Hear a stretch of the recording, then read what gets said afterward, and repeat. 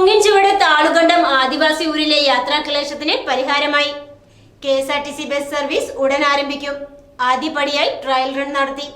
ഏറെ നാളുകളായുള്ള പൊങ്ങിൻചുവട് താളുകണ്ടം സ്വദേശികളുടെ ആവശ്യമായിരുന്നു യാത്രാക്ലേശം പരിഹരിക്കുക എന്നത്.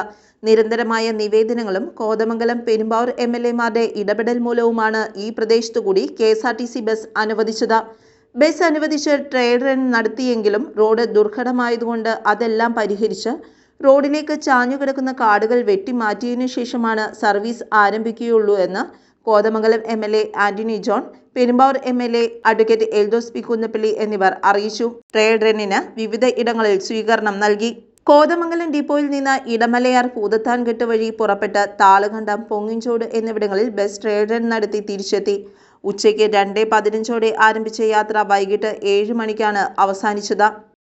Vengoor panchayat president Shilpa Sudheesh, Koovappady block panchayat president AT Ajith Kumar, vice president Krishnankutty, ward member Shobhana Vijayakumar, member Binsy തുടങ്ങി നിരവധി പേർ പങ്കെടുത്തു. News bureau, Kothamangalam.